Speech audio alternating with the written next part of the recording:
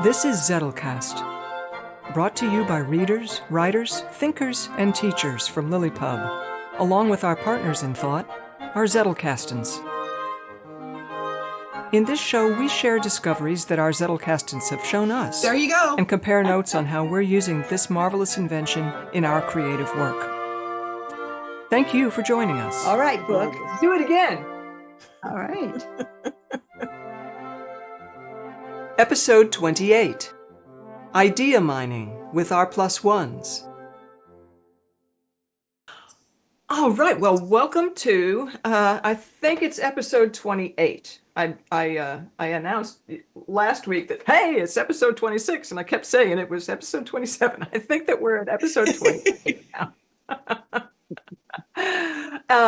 Of the Zettelcast. And I'm Julianne Scherer, your host, and we are going to have one activity for sure that was kind of a spillover from last week, because last week's discussion was so full and rich, we really used up all the time, virtually.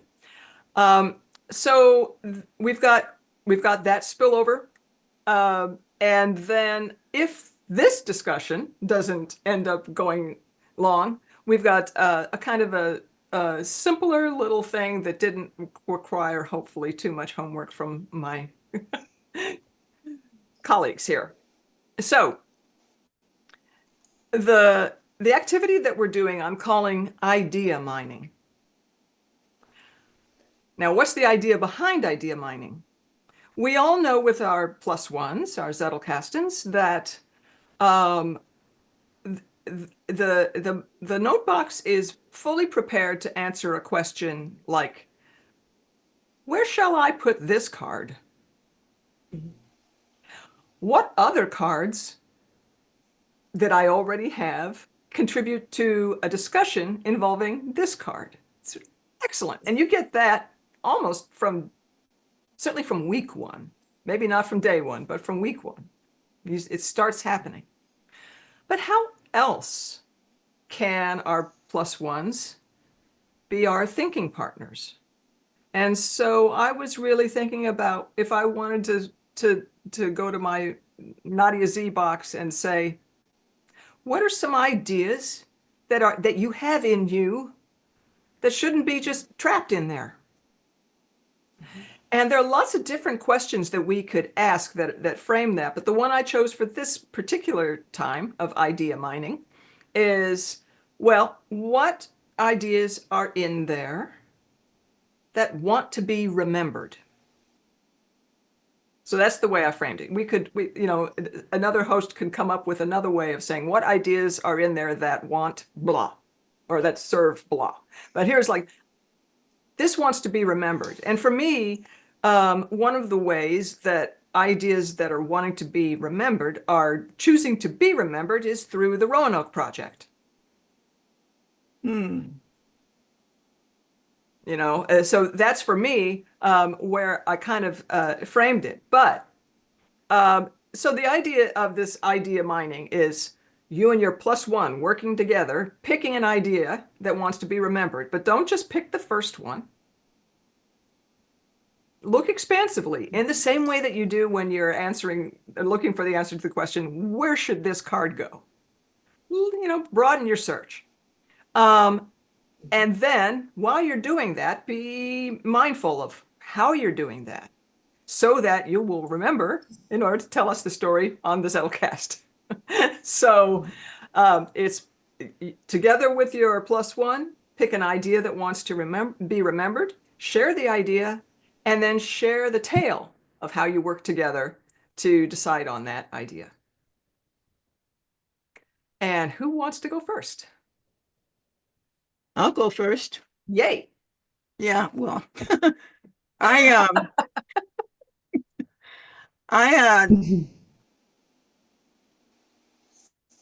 kind of looked in the mental mirror and I said, okay, so what ideas want to be remembered? Self, and I came up with this triangle. Maybe that's probably Mel's fault that I'm thinking in terms of triangles. But I came up with Probably. probably yes. And the top of the triangle is IP. It is not intellectual property, but intellectual purpose. Oh. Right. And then there's memory and there's health. Mm. So those three things.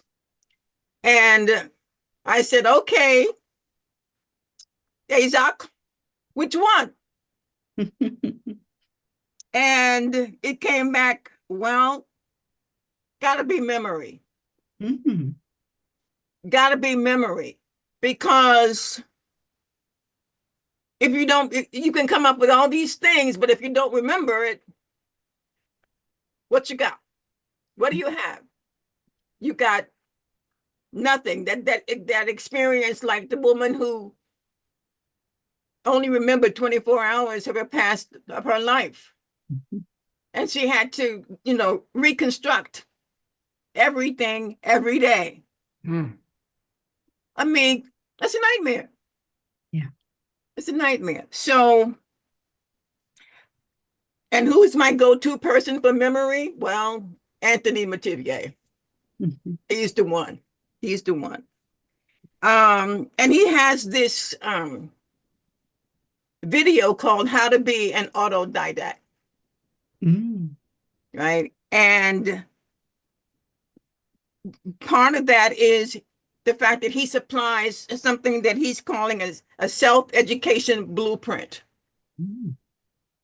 All right. Where you can follow along with it. And he really adamant about, you gotta do it. You can't just skim over it and just think you got it and then send him a question that's answered in the documentation, because which demonstrates full well that you didn't read it. You didn't get into it as much as you should have. And he says basically he's getting more and more impatient with people who pretend to be doing something, Yeah. So and he said he talked about 2 magic words for goals. So you set the goal and you say the goal is da da da da da da, so that. Uh-huh. Uh-huh. Okay, so the goal has a purpose. It's not just, hanging out there. Oh, I'm going to do la di da di da. Why? Why are you going to do la di da di da? It's for something more. So, and my process was mirror, ASOC, and what am I seeing? What do I need? Well, my back is certainly telling me about health. Okay. Can't forget it. Won't let me forget it. But, there it is. So I have to do something about health. But the idea is, first and foremost, you got to remember what you're doing and why. Right. So my process is, what do I want? What do I need? What must I have? How do I get it? Where do I start? Right. And then I look at the answers to these written down answers that I've written down, not that I just thought about, but answers that I've actually written down. And I look for the keywords in there. Right. And then I search through ASOC, I search through Amazon, I search in libraries, anywhere I can to find the anchor book Mm-hmm. on the particular topic. Mm-hmm. And then I do those goals. So that's my process. Yay. Yeah, I love it. Me too. It sounds like you're going to end up with cards that would go in a vision box, like Kathleen's been talking about. Mm, Yeah. Yeah. yeah, that's a much, much, much, much, much, much, much more robust instrument than just a vision board, you know, Hmm. a vision box. Good. Yeah. Kathleen has noodled another one. Yes. Yeah.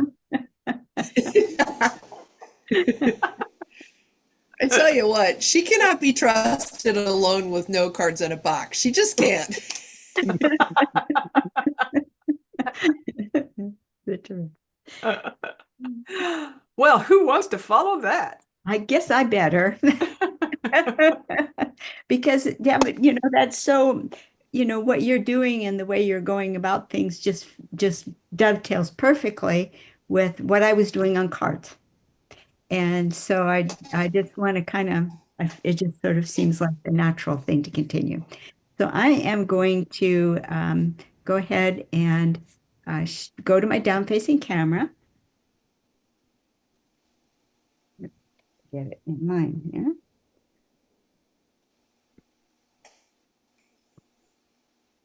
Okay, this should be visible now. Okay, so the idea that's been bubbling around in my head is the difference between a taxonomy and a classification. And again, L is just getting into everybody's brains here. And so naturally, I have to deal with these two things in three comparisons. Triangle again, have to deal with them in threes. There are certainly many aspects in which a taxonomy is the same as a classification. After all, a taxonomy is a type of classification. And so because of that, there's quite a bit of concordance because of the fact that since a taxonomy is a type of a classification, it's entirely embedded within classification if you were to do a Venn diagram. But the really interesting thing comes about in the contrariety. Now, you would have to say that, well, wait a minute, if a taxonomy is a subcomponent, a type of a classification, how could there be any contrariety? But the reality is that the taxonomy refuses to reside entirely within the classification. And that ties directly to what Deb Hart was saying, which is because of the so that. A classification is flat. You have your inclusion rules, you have your exclusion rules. I pulled my card on it. You've got the territory it covers, your guidelines to what belongs there, and your guidelines for what doesn't belong there. And the so that of a classification system is that you can measure something. Very important for scientific research. However, a taxonomy is something far richer than a simple classification system. And that is a taxonomy is based on a theory. It's based on a concept. It's based on the relatedness of the things that you're classifying.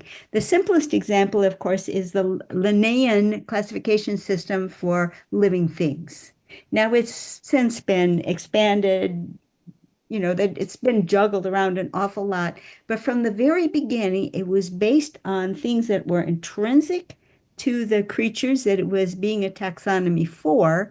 And yet it also made a lot of automatic predictions that come out of it, research predictions that became possible. Well, some of those research predictions actually ended up reshuffling the taxonomy because when we got the data, it didn't align with the prediction. But that is the nature of what a taxonomy is. A taxonomy makes predictions. A taxonomy interacts with you in a way that a classification system never can. And so my goal is to set up a taxonomy for the character traits. And in particular, my specific immediate goal, my specific so that statement is I have a basic taxonomy set out for the character traits already, but I think it can be made far richer, far more predictive, far more powerful if I develop that taxonomy as a goal within itself, not just an understanding of the individual character traits, but understanding the relatedness and how they form themselves into their groups and subgroups, and how their nature causes them to be different from one another. And so I want to keep going in the back of my mind, kind of like Feynman's 12 problems, the famous 12 problems that Feynman has always had, where he always has something going on in the back of his mind. So at anything time he reads anything new, he immediately is able to say, does this relate to any of the 12 problems I'm working on? And it's very, very powerful. So I want to get a specific, clearly defined question on taxonomy. I want to know where is it ironed out? Where does it look good? Where are the holes? And so I want to clarify what's in place, what's missing, and then begin to line up arguments that would either suggest that the taxonomy is correct or that it's incorrect. Because ultimately, there is a goal. So that's my first level goal, is to get the questions going so that every time I read something, when I'm researching in my character traits, which I do every month because I'm producing a newsletter every month on them, I want to be able to have that question of the taxonomy in my mind and clear as to what it is I'm looking for. But with a sudden realization while doing this, and I only just started this card, as you can see, it's missing its tagline and it's missing its source, but its source is me thinking about it today. So this is going to be PR today's date, and I still have to give it a tagline and file it. But it made me realize that when I pulled in another card, well, what I ended up doing, it's missing a step here. I ended up going to taxonomy in my index and pulling these cards so that I knew where I was at.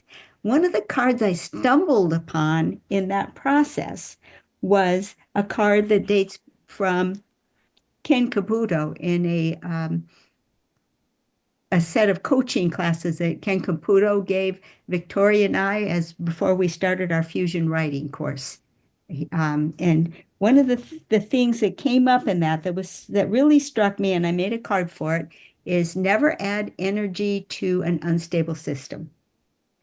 You want to get a stable system first before you add energy. And it dawned on me that the 12 questions in the back of your mind already relates to my question on taxonomy versus classification. Because the authors, and now I'm going to switch off this camera.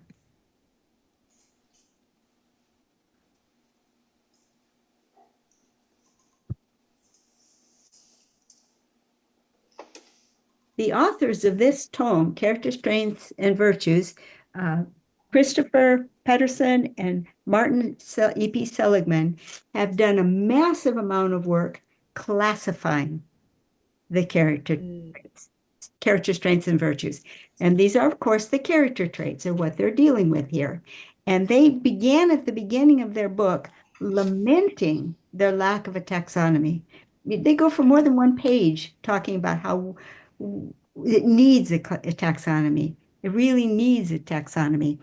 And I believe I know why they couldn't find it. Because the key thing is the struggle. They were trying to talk so much about character strengths that they were only dealing with the victory state. And the victory state is muddled. It's incredibly muddled. They talk about achieving the good life. And yet, as the model of courage, they give Joan of Arc. Oh, wow. Would we say that Joan of Arc achieved the good life? I think she had a good life. I think she had a great life, but she sure didn't have the good life as people would normally define it. No one would define lead an army at the age of 17 and die being burned at the stake. That's a good life. But it is very much about character strengths, and courage is definitely a key element in that.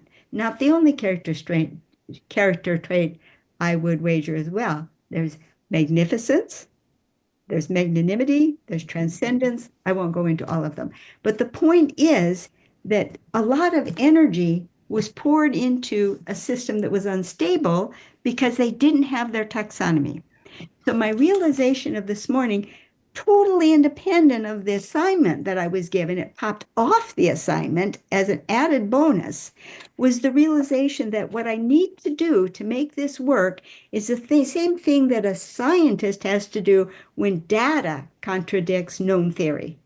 What you have to do is you have to go back to all the raw data with a new hypothesis and test it. And it made me realize that what I need to do with this book is go back to all the main cards that could come out of this that reflect known information, known awareness, known knowledge.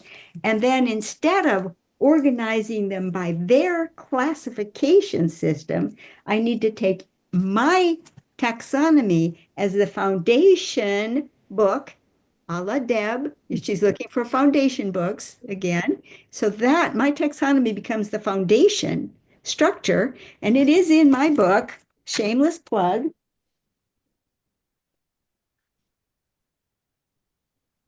Writing with Emotion, and it tells you that basic taxonomy, as I knew it at the time that I wrote it, is laid out in this book. There's a lot more to be done, and that's the work that that remains to be done. But I'm going to take all of the main cards from this book and organize them according to my taxonomy. So you have to take the known data, put it in with what I believe to be the correct taxonomy, and then you find out, you go back to that pro versus con. Does it line up? Does it meet the facts? Does my taxonomy fit the known knowledge? If it isn't, does something need to be revised? Then you'll have a taxonomy. And they want a taxonomy, they are saying, because it will drive research. And so now I have a new vision card, which is to set up from my work a series of hypotheses, a taxonomy of hypotheses in psychology that remain to be tested. Oh, minor to-do item. But that was my exploration. And we're all sitting here with our jaws dropped. I know. Right? Wow. Well, you went in with a mission and you came out with a bigger mission.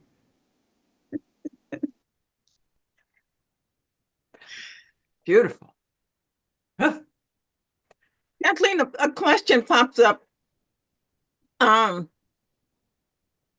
Where or maybe when? But the 12 Jung's 12 archetypes. Mm-hmm.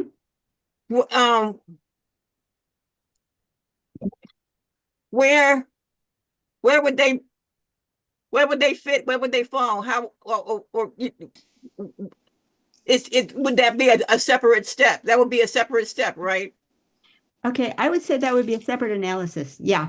Using the system of Adler's syntopical reading, it's possible to read asynchronously syntopically when you have a Zettelkasten. You lay down your foundation structure, which for me is going to be the taxonomy, and then take this book and other books on psychology and take the main cards, which is the data. What do they know? They know things. And then they have a theory that they've been building onto to what they know. And they have their terms that they've defined. Adler talks about how important it is to come to terms. Well, when you're reading syntopically, you start with your own terms, and then you take their terms and say, what is this saying in my language? What term are they using that matches my term? Do they have a term that's different? Okay, now we turn to Mel. Okay, now we've got to start doing comparisons, and we have a whole lot. Those three are not the only ones. Of course, we've got beginning, middle, end. They go on and on. We have a full, robust set of thinking tools that have to be applied. And when we're done with all of that work, we should have a flawless taxonomy, because we've provided all of Lull's power of analysis will have been given to a taxonomy that's capable of being altered if it doesn't match reality. Right now, the only thing in this book, the only thing it had to match was writing a good story. But if you're going into the reality, the realm of humanity, and I'm finding more and more people are using this for real human behavior analysis, not just for writing believable characters, but for how they're getting themselves to do things they never could get themselves to do before. It's a totally different realm. Well, I have the tiniest credentials in that realm, even though, I've had my name on 3 scientific papers in the field of psychology. It was as a statistician. I don't have the field, but I have the burning desire. And I just want to know if my taxonomy works.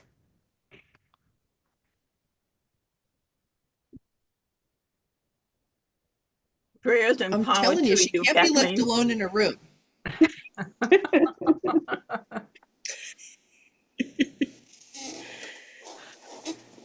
Other questions for Kathleen?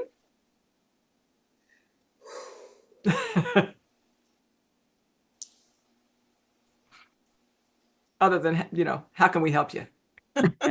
Yeah, right. So who'd like to go next? Well, I'll go, even though that's a tough act to follow between the two of them. But well, I took a slightly different approach because I wasn't entirely certain what you meant by coming up with ideas with your +1. And I didn't really want to ask because I thought, well, I'll just do something and then we'll see how it's different from what other people do and we can get a good conversation that way, maybe.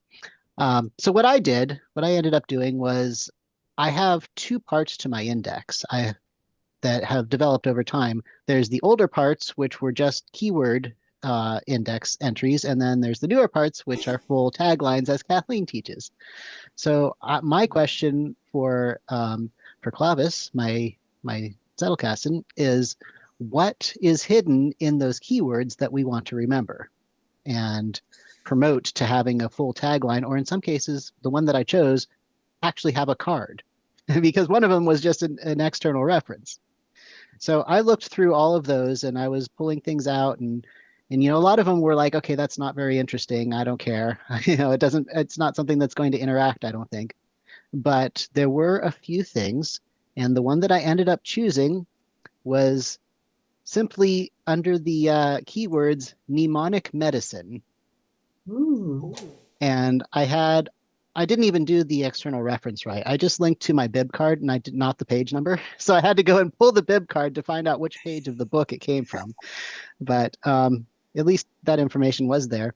And that idea came from this book, Logic and the Art of Memory by Paolo Rossi, which I read about 9 months ago as part of my study for Ramon Lull. He's the one who lays out the history of how Lull's ideas have transformed over the centuries. And ultimately, he's the one who makes the case that they're a strand that led to modern science and modern mathematics.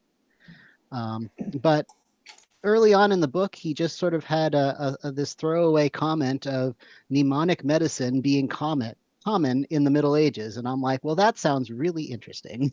I'd like to follow that up sometime. So I made an actual card for it. And the example that he gives in this book, just briefly, he talks about how they would use remedies for health in order to improve memory, if I was reading what he was saying right. But, the idea of mnemonic medicine and the fact that there are so many apparently works in this field in the Middle Ages makes me wonder if there were also works that provided mental images to improve your health with.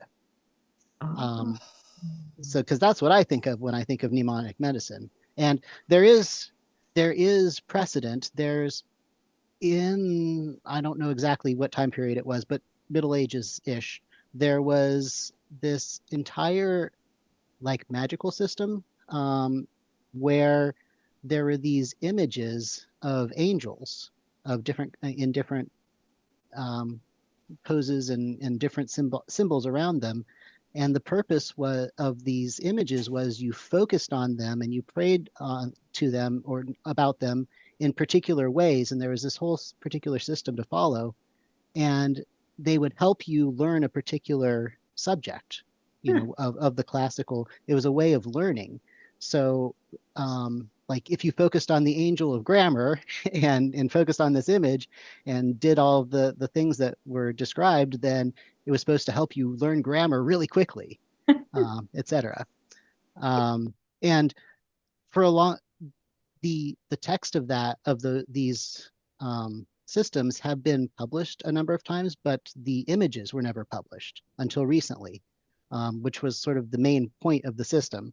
So this idea of images that you could focus on that would help you learn, it seems like images that you could focus on and install in your mind to make you more healthy, it doesn't seem like a stretch. So it's definitely something I want to, when I get a chance, try and follow up on. And that's one of my questions, like your 12 questions, Kathleen, is that I've got, because as I'm reading stuff about the Middle Ages for LOL, I'm running across things that are relevant. Not too much yet, but I'm sure that having the question, I'll recognize them and make note of them if I do run across them. So Terrific. So I'm very glad to have that now in a tagline format where it can interact with things more as I go along.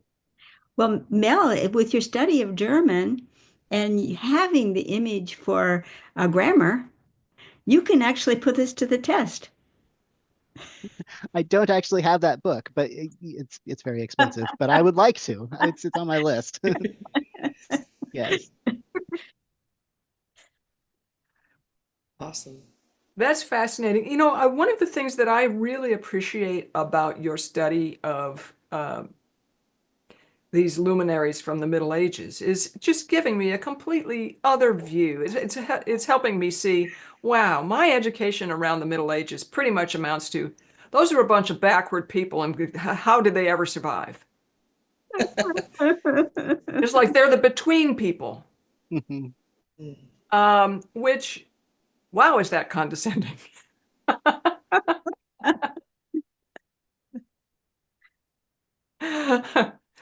So yeah, you're opening up my mind, and I imagine a lot of other people's too. It's a great service. See, for me, I experience it as the opposite. I find he's validating my suspicions based on what I've learned. So that's nice because, it's just nice to see somebody else go down that road and come to similar conclusions, which is kind of cool. Yeah. So I can go next. Yeah. Because I don't know, mine sort of dovetails, I guess, but since a big portion of my teaching career and now the book that I'm working on, which is almost done, has been wrangling the problem of what Jane Allison calls narrative hydraulics. So it's movement and flow within the confines of a story, particularly a novel. And people have kind of charted, the story arc, the 3-act structure. There's kind of a pat way of looking at it, which is very Western and very beginning, middle, end. And I won't go into all of the academic and critical arguments about that, but the issue is certainly not settled. And that's always fascinated me, though I never really articulated it until I had to explain it in a book, because, you think, okay, this has to make sense. So as I started thinking about movement and flow, particularly in nonlinear stories or non-conflict driven stories, the whole thing takes on a different complexion, because now you're not looking at that movement in terms of a straight line arc that lands you at a climax and then falls off. You can be looking at, think of the one kind of story like, Kieran Westwood says, it's a rushing river that goes from one place to another. The kinds of problems that I'm grappling with are more like a series of stepping stones in a river that are bidirectional, or they can go sideways. It doesn't matter. But there's some kind of either theme or framework that's holding it all together. So these problems of structure, particularly in relation to movement and flow, I've always been fascinated with. So my approach to the question was, because I'm finally now bringing all of these threads together, not only into an argument, but into an understanding for a student of story, myself included, what does that look like? How does that manifest? So the first thing that I started collecting was a series of cards that I refer to as a menu of speed. So you start to examine, how do I move a reader through this narrative in such a way that some things happen on the page. So this action and its reaction happen on the page, and the reader experiences it essentially in real time, because they're reading the action as it happens and they're experiencing it. But then there's things that happen off the page, and in story time, those things happen much faster, because maybe you only get a 2-sentence summary. Oh yeah, this happened, and then the narrative goes on. So it takes that story time and compresses it down to just an increment. Well, that's narrative hydraulics. It's how does that text flow as an experience for the reader? So then what I started looking at are specific problems of pacing. And in my book, this shows up in where I discuss scene repair. So if you've got a problem with a section or a scene, one of the things that people never think to look at is maybe it's in the pacing. Maybe that thing that happens off page that you only summarize needs to have more story time, or the reverse. So then I started to look at, what are the actual increments? So the thing that was really important to me to commit in some way, not only to remember it, but so that I could continue to bring that both to critical studies and to teaching, is what do different increments of pacing look like?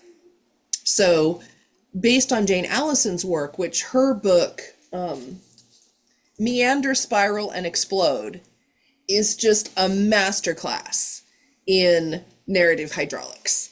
So once I discovered her work, that pointed me in the direction of the shoulders that she was standing on, and I was able to kind of retrace what little scholarship there is. And so you have a gap. The fastest way to get a reader from here to there is either no text. So, you're using blank space. You're just making a statement and then you're sending them on. And that doesn't take very much story time, right? Because it's just a gap. But then you can have just a little bit of text that provides a summary. So that's another fast way. It's not as fast as a gap. It's just a little piece. Then in the middle, you have a scene. And a scene is essentially real story time, because you're taking that reader through, in real time. As they read it, they discover it. So it's kind of like text time and story time are about equal. And then flipping to the other side, you have the slow side, which is a dilation. So it's a lot of text, but it only takes a little bit of story time. So your reader is having a different experience than the characters in the story, which I love.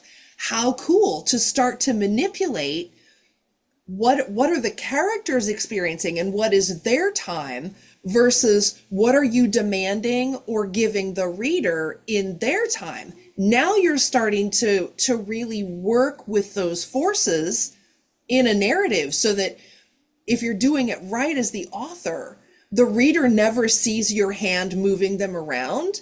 They just experience that flow in the way that you want them to. And then the last one, of course, is a pause, where it's the slowest, most text, and the least bit of story time. So, that's where you get like Proust that goes on for 30 pages about a cup of coffee.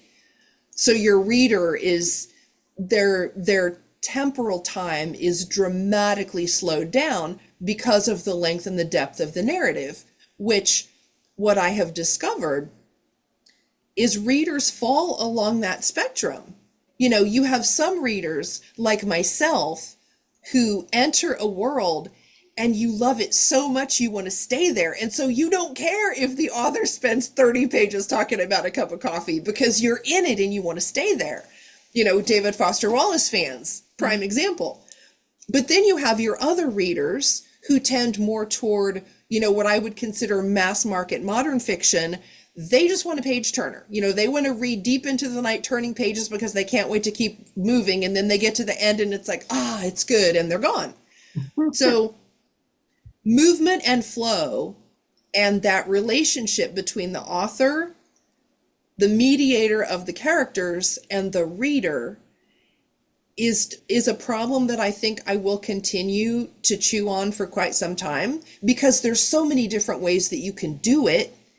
And so for me, it started with building a menu of speeds. And what does that look like? And then it just turned into this crazy exploration. I feel like I'm in a washing machine when I'm doing it, because you're constantly moving between the author and their intent and how much of a hold they have on you. It's like watching an ice skater. If you have to worry about that skater falling, the show is no fun. Yeah. But if they make it look effortless and you're swept up in it, you never see the author's hand. They have full control. And for me, that's one of the reasons why I trust an author. Often an author does something and you're like, where'd that come from? And then you don't trust them anymore. That kind of experience is something I'm very interested in. And I think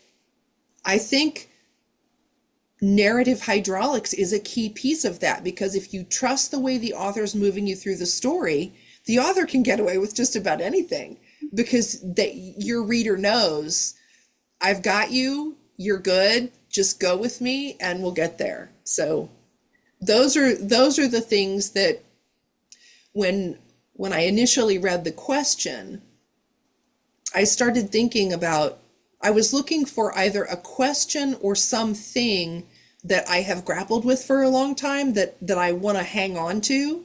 And this issue of movement and flow in story is one of those things, because I love that relationship between the author and the reader. You know that emoji where you got the heart eyes? Yeah. For sure. What? For sure. Oh, my analytical heart is throbbing. I've never thought of story in that way. Yeah. That's Cool. where Good. the word masterful comes from. Yeah. Yeah. Oh my gosh, that's another element. And how many vertices must we spin it through to Yeah. find out how it interplays with everything else? Yes. So true. So true. Oh my gosh, when you think about that, yeah. The rabbit hole was dragging her down. Oh yeah. Wait until you get into the book. A shameless plug, because out of the entire book, this is what I'm the most excited about, because I feel like I always knew this was like my lane or my field, and recognizing on the one hand, there has been a lot of discussion about it, but on the other hand, like many of the scholars that I've been reading have said, somebody needs to do a proper study of color, not as symbolism, not as imagery, but literally how an author uses color to move a reader through a story. I mean, things like that are so fascinating. I mean, I can rattle off a whole bunch, but this is a really good one. A vortex street. I learned what a vortex street is. It's when a story is flowing from a source and it encounters something like a log in a river, and suddenly it bisects into two. That's called a vortex street. And stories do that. It's scene and sequel. Like, I've been teaching this for 20 years and I didn't know there was a word for it. How freaking cool is that? Wow. It's like, okay, you tell me where to go. So next we're looking at waves and wavelets and fractals and tsunamis. These are all technical narrative definition terms for patterns of story. Super cool. Wow. More Tell canon. us- And since you said shameless plug, why don't you name your book for us? Oh, Yeah. Zettelkasten for Fiction Writers is a 5-part essential how-to that takes everything from building out your Zettelkasten to write a story from it, to proper characterization, to the actual writing process using a Zettelkasten, and then we break down and study story structure itself, which is where this chapter is, chapter 14. And then the final part 5 is on some examples of story structures from around the world that don't follow any of the Western models, so that you get a flavor for how else can I write this thing that's in my head that maybe doesn't fit the 3-act structure. I've got you. So Zettelkasten for Fiction Writers, coming out this summer. We might mention it on this podcast when that happens. We We might. might have links and stuff. Confetti. Yeah. And I've somewhere around here, I have the cheese-seeking missile, the cat. Like, there's cheese on my lunch plate. She comes from across the house and was like, "Is that cheese I smell in here? Feed it." I like to think she comes for the good company because she is the library cat, but it's probably the cheese. All right. Well, I think that we have safely proven that we're not going to have 2 activities because we're nearly at the end, and that's fabulous. So when I worked on this, I started with these little fellows, little Post-it flags, Oh, and I just went through my box. And I didn't say, oh, I'm just going to go to the index because I don't want to look through other cards. I just looked through all the cards. And I was kind of doing a Marie Kondo, what sparks joy? And I put the blue flags on anything that sparks joy. And I got about 10 things asking them what here wants to be remembered. And I stand by the things that wanted to be remembered. But the way Nadia and I came about choosing one of them was, what's the most immediately actionable one? And so the one that I chose, I'll tell a little bit of a story. So in 2018, I got a chance at my day job to change my role for a time and become what's called an agile coach. So Morgan Stanley, which is the place where I've been working, went through an agile transformation. And these are these things that can either be really, truly, positively transformative or a big boondoggle, and everybody says, well, that was a waste of time. And why is it a transformation? It's because the way people are used to getting work done changes. And the way that they have the reward system in their mind, in fact, that motivates them all the way through, how they treat each other. It all changes. And so I was tapped to be one of several agile coaches in the company.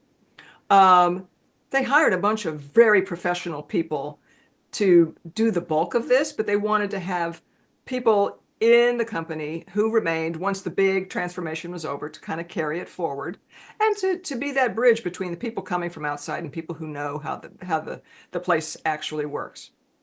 So this was a huge, wonderful, life-changing, terrific opportunity for me. And there's a thing that we do, and it reminds me of the story, the zero draft. So in Agile, there's a thing called Sprint Zero, where it's when a team that's going to be focused on building something starts by figuring out, how are we going to work together? What is it that we're building? Why are we building it? Who are we building it for? just doing all of that stuff, not trying to work at the same time. This is what we're doing right now. It's called Sprint Zero. And that an Agile coach comes in and really guides through that. And I was talking with one of my fellow Agile coaches who had taken several teams, and I knew all of these people through their Sprint Zero. And I asked him, what did you do? How did you structure your Sprint Zero? Because I was super intimidated by having to be the person knowing how to do this. And he said, I just used the thinking environment. And he just said it like we all know what that is. And so the thinking environment is Nancy Kline's, Kline, thinking environment. She's written a book, several books, but she first documented her thinking environment in a book called Time to Think. Very good book. And she also has a website called timetothink.com, and you will find in her website a dedicated page for the 10 components of a thinking environment. And it's really about how do you set up an environment so that everybody can do their best thinking. And when I got onto Anthony Metivier's memory training, I chose the 10 components of the thinking environment to be the second thing that I memorized. The first was the Agile values and principles. And I'm so glad I did that. So yes, it wants to be remembered, and it is remembered, but I want it to be remembered by more people. And so Nadia and I said it needs to be remembered via Roanoke, which is how I am using a lot of the things that I really prize that I have gathered in my life that I feel like have been very positive for me. I am finding a way to portray those in the Roanoke project. And so I said that it was most immediately actionable. I'm not going to be reading for you that story part right now, but it's soon to come because I know how to begin. It's really of all the things that are scaring the crap out of me with the Roanoke project, this is the one that I feel like we've done that. I can tell the story of that. So there is going to be a place where people who know Nancy Kline's thinking environment are going to recognize the thinking environment as something that's there in the world to experience and do your best thinking in. I love it. Wow. Well, and that's such a critical part of great fiction is it's like when I talk about you can immediately tell if an author is in love with the subject or what they're writing because they just bring you into the richness of why they're so passionate about it in whatever way. And you just love reading it. I love reading stuff by people who are passionate about what they're writing. And that's exactly what you're doing. I mean, it just makes the writing that much better. Yeah.